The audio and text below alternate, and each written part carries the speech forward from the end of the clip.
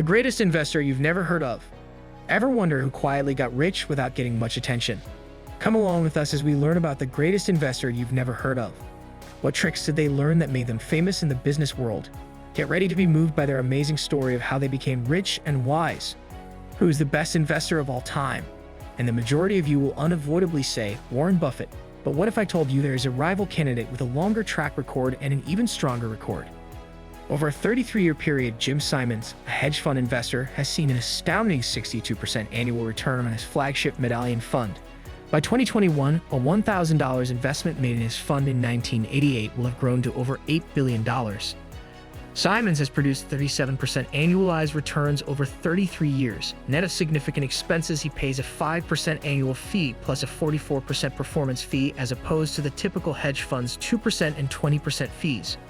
To put that in perspective, from 1988 to 2021, $1,000 invested in the fund would have increased to over $42 million, net of expenses. During the same time period, $1,000 invested in the S&P 500 would have become $40,000, and the same amount invested with Warren Buffett would have increased to $152,000. With the help of more than 12,000 data points and the Morningstar ratings, create your own personalized report. In 33 years, Simons has only experienced financial loss in 1 year. Additionally, he has made money when nearly everyone else is losing it. For example, the S&P 500 lost 37% in 2008, whereas the Medallion Fund made 82% net of expenses. So what was Simons' method? First, let's investigate the individual who created the track record. Simons is a mathematical prodigy who, at the tender age of 23, earned his PhD at Berkeley. His contributions to the development of string theory, which combined quantum mechanics with Albert Einstein's general theory of relativity, led him to become a prize-winning professor. With the help of more than 12,000 data points and the Morningstar ratings, create your own personalized report. Take advantage of a free trial. He collaborated with the National Security Agency to crack codes during the Cold War while he was an academic. He oversaw the math department at Stony Brook University in New York from 1968 to 1978, building it into a preeminent academic force by bringing in some of the top mathematicians in the world. By 1978, Simons believed he could use his expertise in pattern recognition in the investment industry. Renaissance-made technology. He formed the first fund in collaboration with a former colleague, Leonard Baum, but things didn't work out as planned. Up to the 1984 stock market meltdown, when their investments lost 40% of their value, they were extremely wealthy. Simons is described as stating that Leonard had learned the buy low strategy but had not yet mastered the sell high aspect, indicating that the relationship ended abruptly. Simons went to work honing his methods. He combed through enormous volumes of information from both electronic and original document sources. He then employed top-notch data scientists and mathematicians. He gave his staff the task of researching patterns and correlations that could be traded across a wide range of securities and volume. But those were not easy early years. The S&P 500 gained 16% in its first year, whereas the Medallion Fund returned 9% net of expenses.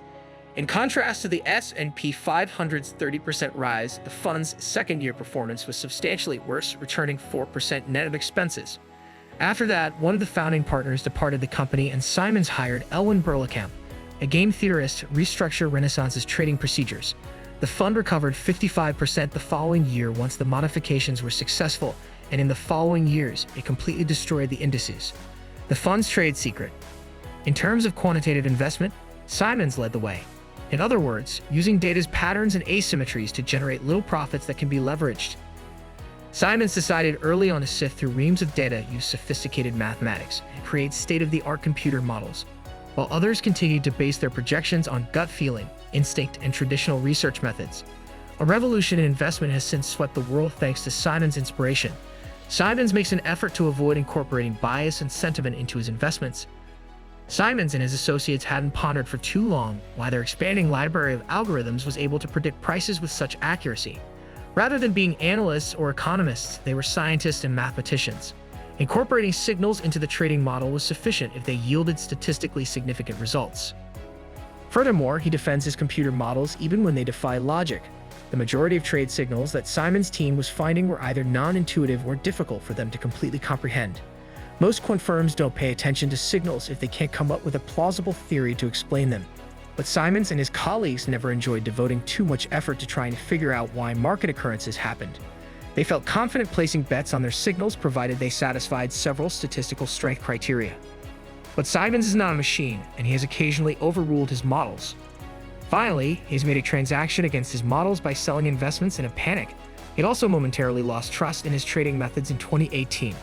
It is inevitable to have haters when one is wealthy and well-known, and Simons is no exception. Notably, Charlie Munger stated in one of his last interviews that he felt uneasy around investors like Renaissance Technologies that focus only on algorithms. These funds, he claimed, effectively front-run investors. Munger also thought that even though they were producing increasing volume, they were only generating respectable returns by employing ever higher leverage, which I would not run myself. William Bernstein, a well-known investment writer, disputes the goal of hedge funds like Renaissance in the interim. It is evident that the quant hedge fund industry has little in common with capital markets' core social function, which is the effective distribution of capital to profitable businesses.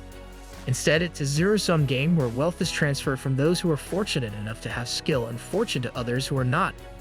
Would quantitative hedge fund managers be missed if they were to abruptly vanish, or would things be better off without them? Advice from Simons. Even though most investors are unfamiliar with quantitative trading, there are still things to learn from traders like Simons, such as Jim Simons is not you. The best investors such as Soros, Buffett, and Simons are math prodigies. You'll never be able to match them. Recognize that and instead create an investment plan that works for you. Avoid competing with the most intelligent people. Experts should only engage in quant trading.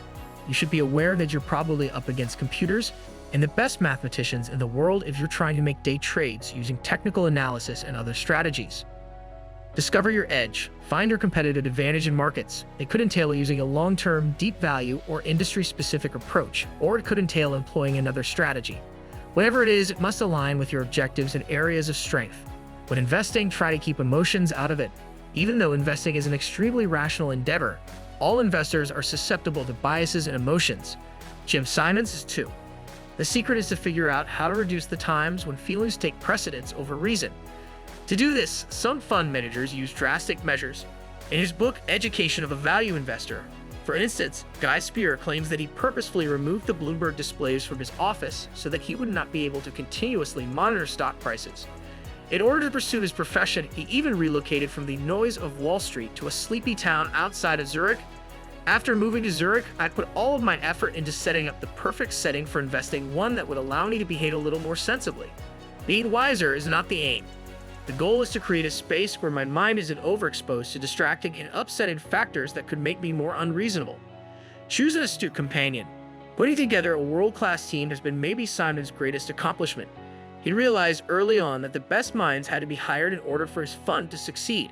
Although you most likely don't have the luxury of hiring people, you can still locate astute and like-minded investors with whom to discuss ideas. Cooperation can lead to better returns on investment. Thus, it's not necessary for investing to be a lone sport. Don't miss out on more fascinating stories and insights into the world of investing. Subscribe now to stay informed and inspired by the strategies of legendary investors, helping you shape your own path for financial success.